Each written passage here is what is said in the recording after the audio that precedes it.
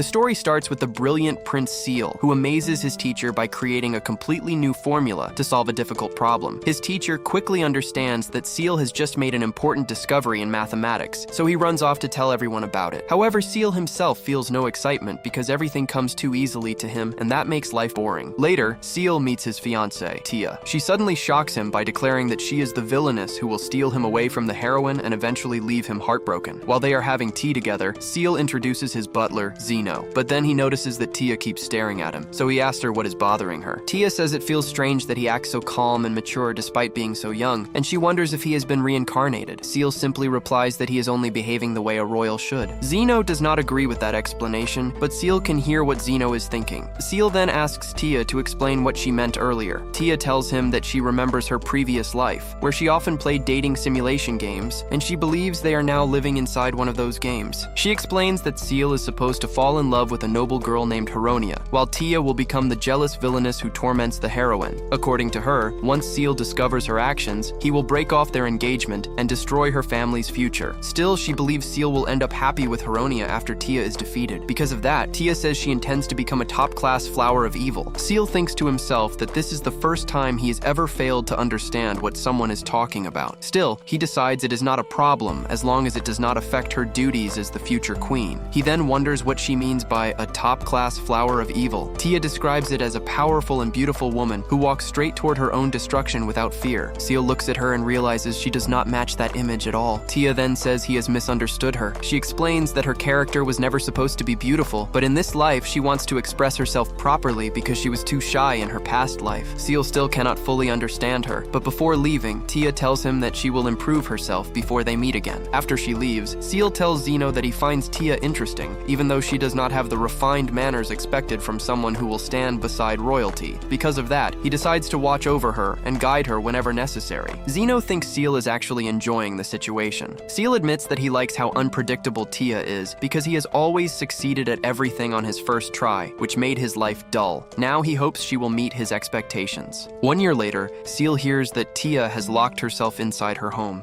Even so, he stays calm because he already has an idea of what she is doing. A few days later, Ceil meets Tia again. She thinks he will not recognize her, but Ceil is not surprised by her changed appearance since he has already received reports that she has been training her body. Tia asks if he mistook her for someone else, but her father, the Marquis, scolds her for speaking rudely to the prince and apologizes for her behavior. Ceil says there is no need to worry because he actually finds her actions cute. This makes Tia embarrassed, and she asks him to say it again. Nodis warns her not to be deceived by Ceil's looks, saying his eyes never truly smile and that he does not seem warm enough to genuinely find something adorable. But Ceil calmly tells Tia again that she is cute, which shocks him slightly because Nodis may be even more unusual than Tia. While they drink tea, Tia's fox suddenly jumps away from her neck. Tia explains that the fox has never left her side since the day she found it. Ceil offers her some cake, but she refuses because she is trying to diet. He tells her that the cake was prepared with less sugar, and she immediately begins eating it. Ceil thinks Tia is slowly moving away from her goal of becoming a villainess.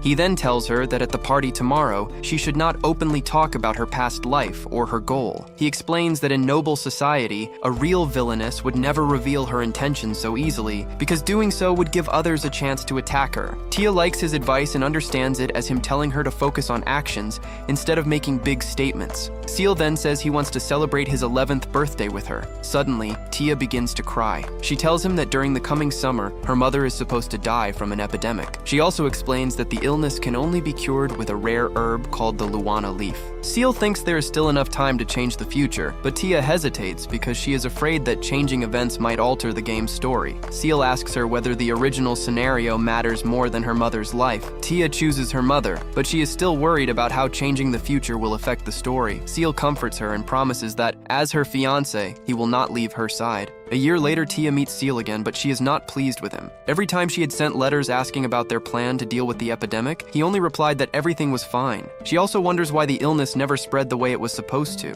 Ceil then reveals that the epidemic did happen exactly as she predicted. However, using the information she gave him, he prepared a cure ahead of time. Tia does not understand what he means, so Ceil explains that right after their conversation, he began cultivating the Luana leaf and used it to develop a treatment. He knew the adults would not take him seriously if he openly told them what he was doing. So instead, he quietly guided a doctor into creating the cure. When the disease finally appeared, they were able to stop it before it could spread any further. Tia asks why he would go to such lengths for her.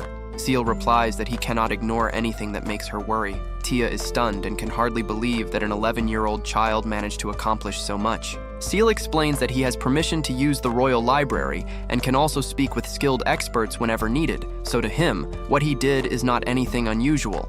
However, Zeno silently disagrees with that opinion. Afterward, Ceil gives Tia a necklace that he personally made for her birthday. He explains that it works as a universal antidote and will protect her if she ever becomes sick. Tia happily promises that she will repay him by becoming a truly impressive villainess. She even says she plans to turn her father into a villain as well. Ceil thinks that losing a capable chancellor would create serious problems for the kingdom, but he quickly realizes that Tia is not really listening to him. She says that her goal is to make sure Ceil gets his happy ending with the heroine. Ceil simply watches her and finds her strong determination entertaining. And with that, episode 1 comes to an end. Like and subscribe to stay tuned for more episodes like this.